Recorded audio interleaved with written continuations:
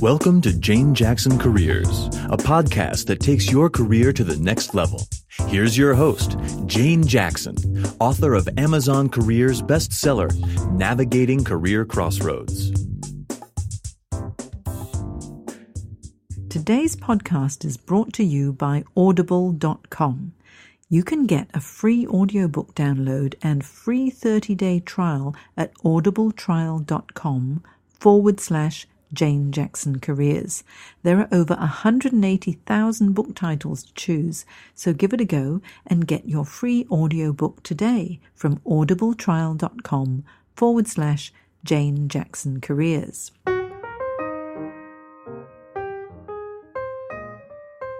Well, hello and welcome back to my Careers podcast, where I interview successful professionals who have made fascinating career changes. Today, I'd like to welcome on the show Peter Black, who is an entrepreneur with many strings to his bow.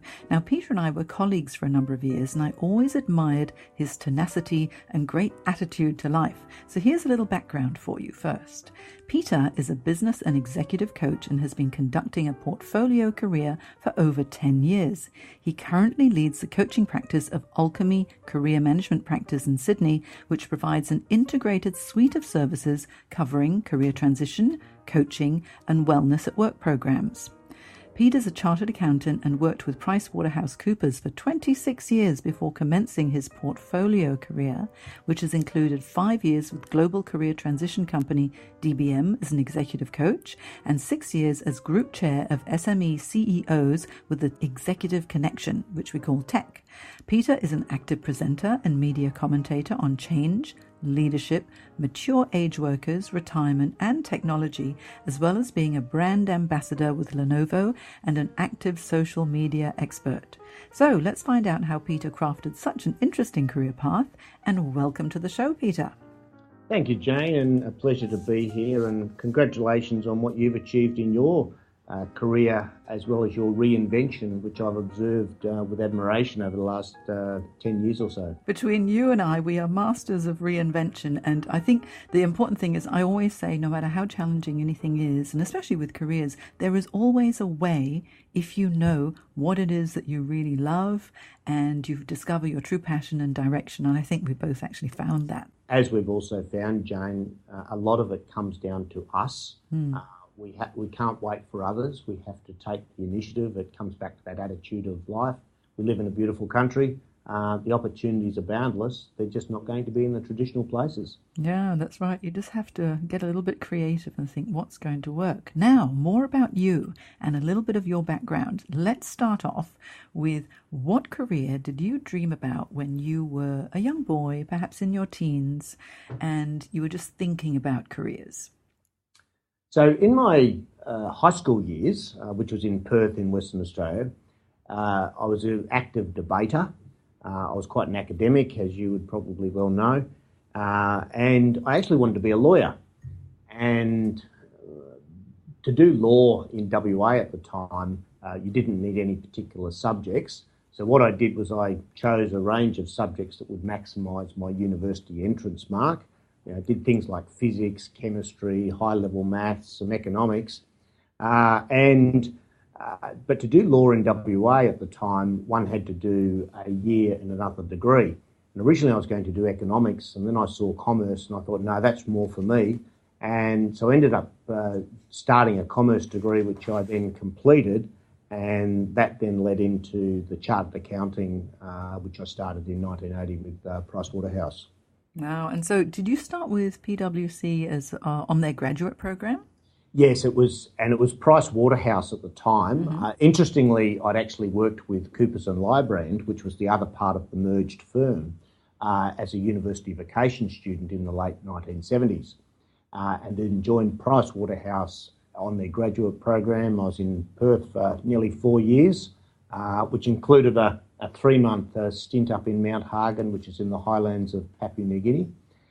Before I came to Sydney in 1983 on a 2-year transfer, I wanted to do corporate taxation work, and that 2-year transfer has turned into 32 years, and I'm still here.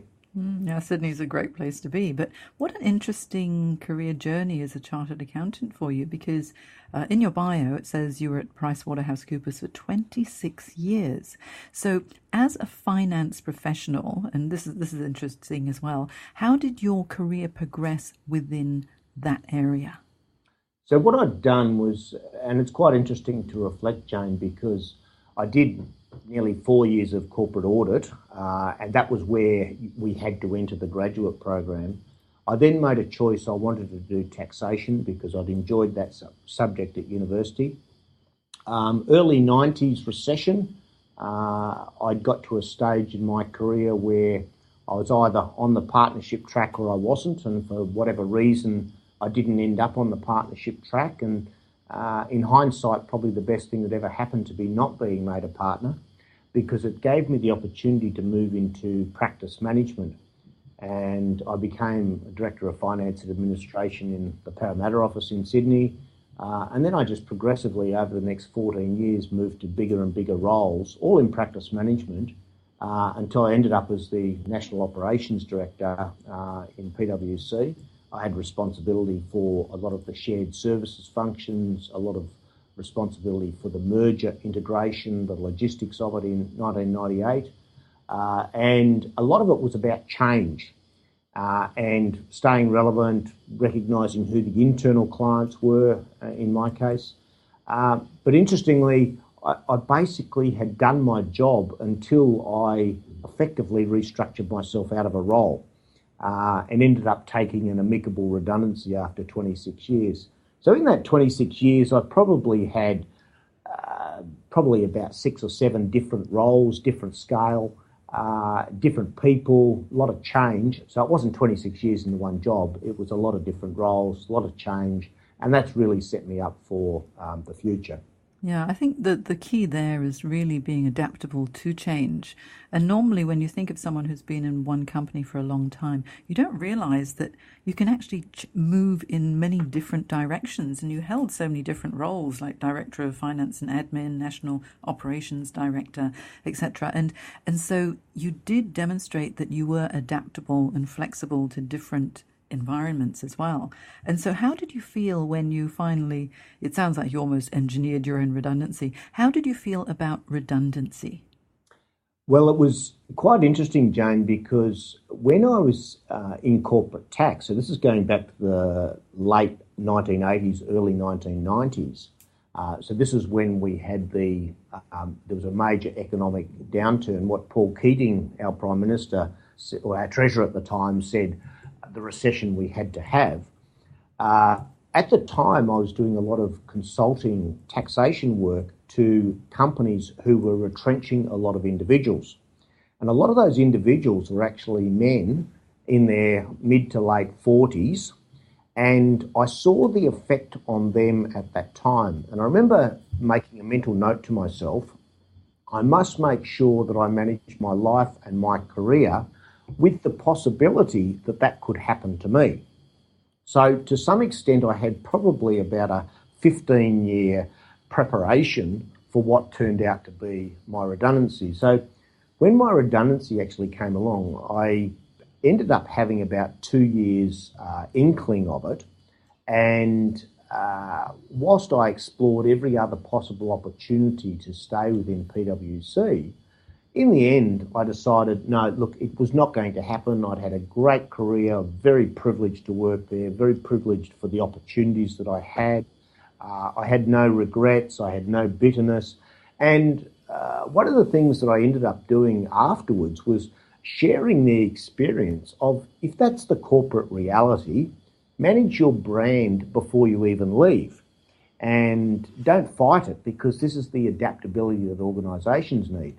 And that stood me in good stead, because I still have a very good relationship with PwC, a lot of the people there.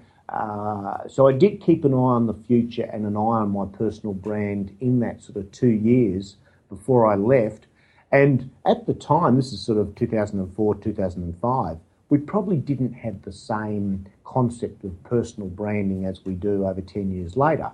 But in hindsight, that's what I was really doing. So I felt the process had been fair. I felt I'd had a great change, great innings, great opportunities, and it was the right time to move on to whatever was next. Yeah, I think that adaptable attitude that you had really would have put you in good stead. And having witnessed all these other people who had gone through redundancies and the emotional turmoil that they could have gone through, and also a lot of confusion, and then being very aware that, okay, this could happen to me, because none of us are, say, in quotes, safe in any corporate role, that when it finally happened, you knew, okay, so now I've got a good brand and I've built it. What do I do next? So when the redundancy happened, what did you do? So I was provided with a 12-month career transition or outplacement program with a company called DBM. At the time, this is pre-GFC, so this is the end of 2005. I had because I had so much preparation for my redundancy, I'd prepared myself probably psychologically and also financially, so paid the mortgage off, had some investments in place, had not lived a lifestyle commensurate with the income I was earning. I'd actually sort of invested for the future.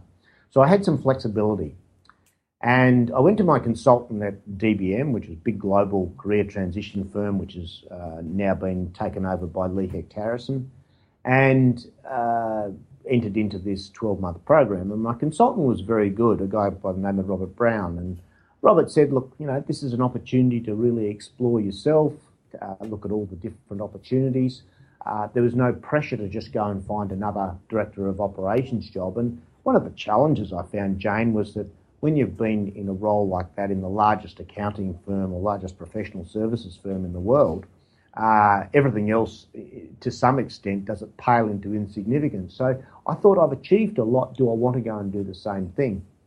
And so I ended up having what I now describe as my first gap year or my first retirement in 2006. So I didn't work the whole of 2006. What I did do, though, was a number of things. I took time on my career transition program, really did all the career asset exercises, the exploration of myself, the psychometrics, and participated in networking events and internal events with other clients. Met some great people through that. I then found that one of the options that I'd come across was being a financial planner. So I went off and did a graduate certificate in financial planning, which I was able to do through the Institute of Chartered Accountants, where I'm a member. So did that, but I got to the end of that course and went, I don't want to be a financial planner. So whilst I'd invested some time and some money, I actually felt it was a really good investment because I'd learned a lot, and I'd also explored an option that I said, it's okay that I don't want to do it. So I think one of the pieces of advice I'd give people who are going through this is be prepared to go down some rabbit holes and come back out going, okay, well, I've learned that. I don't have to follow it through. The other thing that I learned in that year was how quickly you can drop off the networks and radar when you don't have a job. So I learned a lot about the importance of identity, which has actually stood me in good stead for a lot of the mature age and retirement coaching I now do, because I think this is the biggest challenge retirees find, is that they lose their identity, they lose their sense of purpose, they lose their social sort of connections and status. And I was young enough, I was only 47 at the time, so I recognised that. And in the meantime, my consultant was left DBM. I got another consultant, and I went along to my second consultant and at the end of my 12 months and said, look, I'm prepared to call my program to a close. I've enjoyed it. I'm quite happy doing some consulting. And he said, would you like to work with us? I went, oh, okay. And that's where I started my reinvention. I had to do a complete U-turn. I was trained up. But I recognised when I came in and joined people like you and some of our other colleagues that you all had a lot of experience in career transition, which I didn't have. I had business experience, I had coaching that I'd done as part of my role, but not the deep career transition experience. So my challenge then was, how do I get myself up to speed?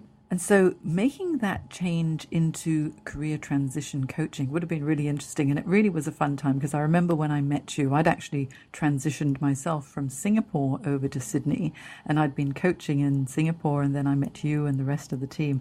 And that was just really, really interesting because you were getting yourself sort of established as a coach at that time, and you did so well. But what did you find the most rewarding about becoming a career coach? I think the most rewarding, Jane, was how little I actually had known about myself and how probably insulated I'd been from the world in PwC. Because all of a sudden I was let into the real life stories of all of our clients, and I gained a much broader perspective, much greater understanding of people's personal backgrounds, the diversity, some of the tragedies, some of the life events, the cross-cultural aspects. And so it became this enormous learning experience, particularly through my clients. And through this, I also had a lot of clients that would come in to do their career transition program with me as their consultant. And they would say, oh, here's my Myers-Briggs, or here's my extended disc, or here's my Herman brain, or here's my Hogan assessment. I'm going, well, what are all these things that I've never seen before? And I realised that I was a little out of my depth. So I set off on this journey of bringing myself up to speed very, very quickly. So I went off and became accredited in a lot of these psychometric instruments that are used in business. I had the choice, do I go off and do a 4 or 5 or 6 or 8 year psychology degree? And I'm going, I don't really want to do that, and I don't think I've got the time. So how do I do it a lot faster? So I invested a lot of time and a lot of my own money in becoming accredited. And through that process, I gained probably first and foremost a much deeper understanding, awareness and acceptance of myself. But I also became a much better coach because I learned to understand how people were different, how they behaved differently, what they did under pressure, and the influence of a lot of life events on people, 30, 40 years later. So that was a fascinating journey. The other thing that happened, and I'm sure we'll talk about this in more detail, all this is happening around the time that a lot of social media was taking off. And because I'd always been very adaptable, as I was explaining previously, I thought this is a great opportunity to learn the new. So I embraced LinkedIn. I really took to Twitter. One of my clients came out of Microsoft and he said, my preferred means of communication is Twitter. And I went, well, what am I going to do? Well, I better get on Twitter. And you and I know what a journey that's been. Yes, we try and outdo each other with our tweets. Absolutely. And Twitter has been one of the best marketing, research, learning, connection tools that I've found. And I still find it amazing so many people still don't get it. The other real benefit, Jane, has been, I've now got over 35 years of business experience, but a lot of people think I'm a lot younger because they see my social media presence. That's how I ended up with the Lenovo brand ambassador gig. They saw my social media presence, they saw my relevance, and they saw my business experience. So my experience is still valuable. It also, though, comes with the necessity to stay relevant, to stay current, to embrace the new. So it is an and it's probably one of the things that I see a lot of clients, they will hold on to their experience, but it's not necessarily as relevant for what the organisations or the markets are actually wanting in this new hyper-connected world where, our generational demographics are changing big time. Yeah, absolutely. Being up to speed with the latest technology and the latest methodologies is so important. What's interesting is in, I think it was my episode 57, I interviewed one of my past clients who, when he came to me, he was 52. And he was saying to me at that time, oh, Jane, I'm one of the greys, because he was with his company for over 33 years. And he realized that he had to reinvent himself very much so. And it was really reluctantly that he embraced networking, which is something that you've mentioned is so important as well. But then he said he embraced the technology too. He said, then I got my first iPhone, and then I got an iPad, and now he started to tell me all of the new things that he keeps learning. And the more you learn when it comes to social media and the technology, the more exciting it is as well, because it's a whole new world and it keeps you relevant. And that's exactly what you've done. Yes, and I think the other important thing with the technology and social media is not to just do it for doing it, it's to do it and then ask the question, how can I use this for business purposes? So one of the things that I'm finding with my embracing of external social media is I'm a much better consultant for people in a corporate coaching role where they're using things like Yammer or Jive or Salesforce Chatter or Google Plus internal to an organisation. It's social media internally. So I've been able to sort of cross the bridge from the external publicly available to say the same principles apply internally. You just have a very contained universe. So I think that's the question that I do say to people. You've got to think, you've got to be able to say, we're still running businesses, all the same principles of having markets and clients or customers, having key performance indicators, having objectives, having strategies, all still apply, and that's where your experience comes in. It's just that the channel that we might be talking about them will have changed to we're either using external social media to connect externally or we're using internal social media. And then you say, well, what's the costs? What's the ROI? How else may we use it? Yeah, what I'm getting from all of this, Peter, is when it comes to career transition and making a big change, even though people can be very anxious because they're a little bit lost and think, what could I do next? If you stay up to speed with what the trends are out there in the industry that you're in, or even in a different industry if you want to transfer, if you know what's going to make you marketable, you'll be able to take the certifications, learn something new, gain a new qualification, and make yourself relevant. There's always something that you can do.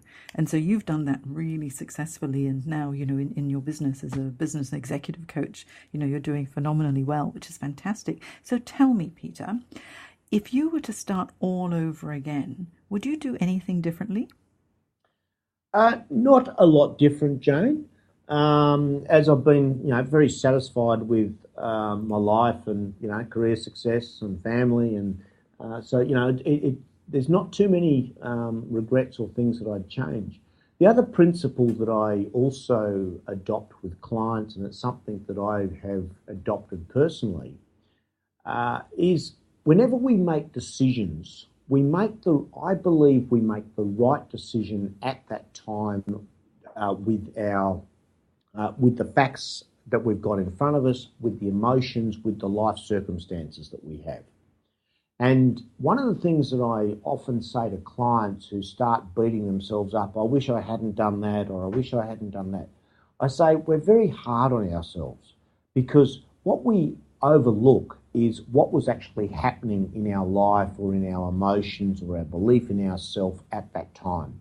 So I'm very much an advocate for we made the right decision at that time. If we were to make that same decision today, yes, we might make a different decision. So I don't go back and change it, but I do say we can design our future. I would have still done a commerce degree. I probably would have still done a chartered accounting qualification, because that has been an amazingly powerful and connecting qualification.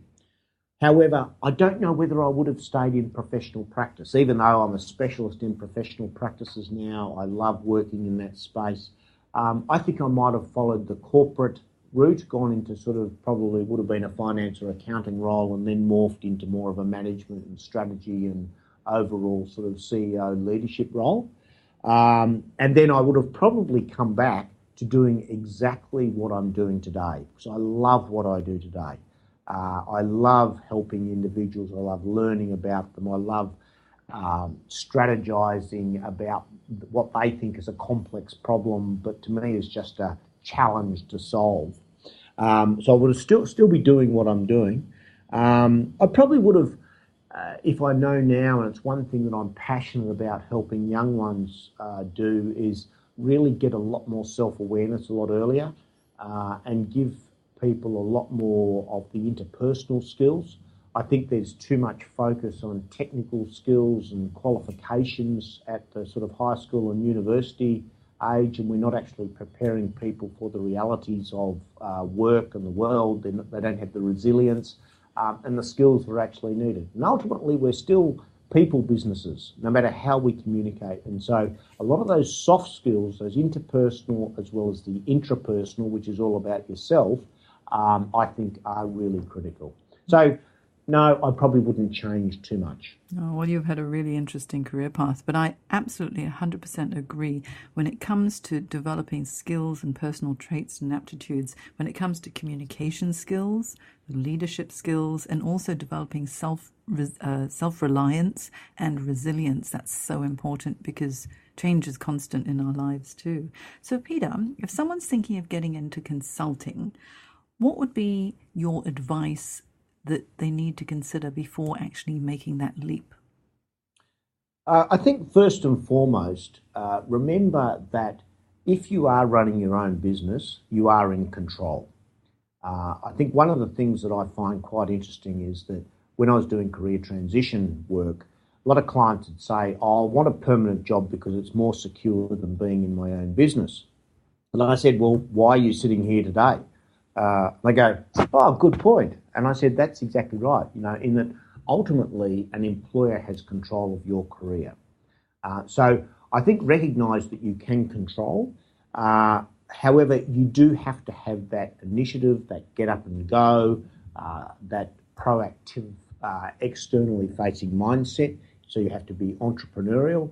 I'm actually accredited to run an assessment now called the Measure of Entrepreneurial Talents and Abilities, or META, which actually measures the factors that will help you be entrepreneurial. You have to be prepared to market yourself. It's something that sometimes doesn't happen internal to corporate organisations because you are restricted from what you can say externally. So I know I found that a little hard to do when I first started, believe it or not, Jane. But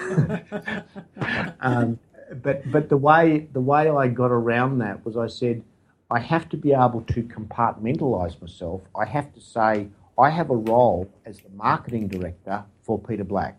And I have to sort of have effectively two personas. I'm the marketing director and I'm actually the delivery director. So market, network extensively, embrace change as we've talked about. I think be very curious and have a learning mindset. I think one of the most important skills that people can have these days is just knowing what question you have to type into Google. And that's often what I do. So you were talking before about future trends. So, if I want to go and do a presentation on future trends in careers, I just go and Google, what are the future trends in careers? And it's amazing what comes up. And then I put my own experience over the top of it. Definitely embrace technology and social media.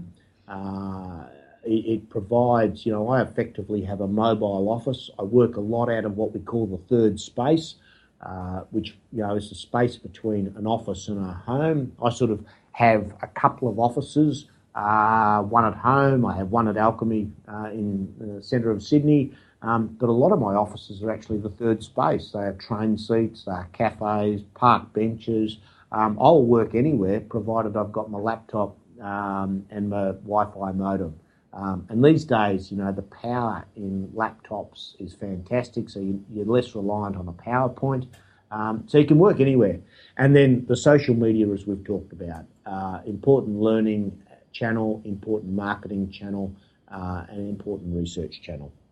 Yeah, I mean, those are really valuable tips. And I have to 100% agree with you. With technology today, it enables us to work anywhere. A little bit like myself, most of my coaching is conducted via Skype. So clients are from all over the world. I can be anywhere in the world as long as there's an internet connection.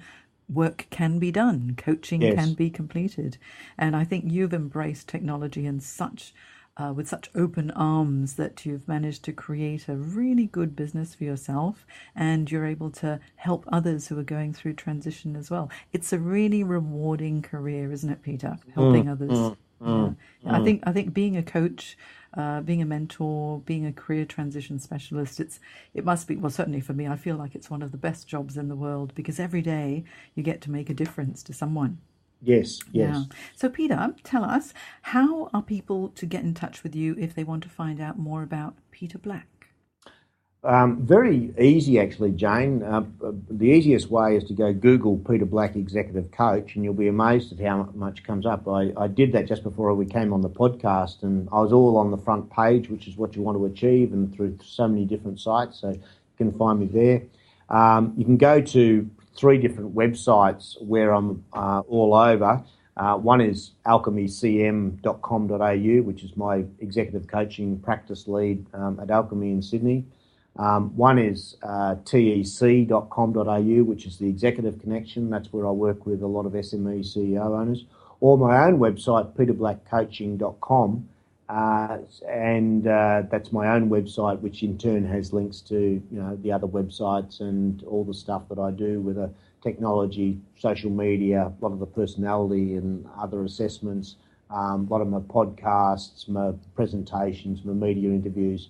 So you can see how I've done a lot of that over the last 10 years, starting from nothing at the age of 47.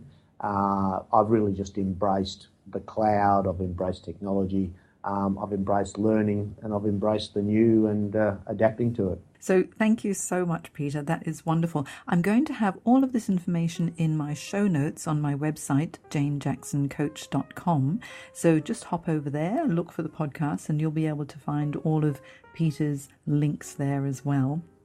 And if you enjoyed this podcast, please hop onto iTunes and leave a review, because that way we get to reach even more people and we'll be able to assist even more who are going through career transition and reassessing their careers. No, thank you, Jane, and it's a pleasure and a privilege to be here. And once again, congratulations on, you've had a very similar journey over the last 5-10 years that I've observed, and you and I are really sort of demonstrating what is possible with the right attitude. So thank you, and congratulations to what you've achieved too. And your book, Navigating Career Crossroads, is just amazing. It's written in a current and relevant mindset, and I know it's achieving global success. So congratulations on that too.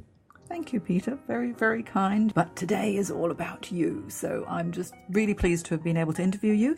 Thanks so much, and we'll be getting you back soon. Thank you, Jane. Okay, bye.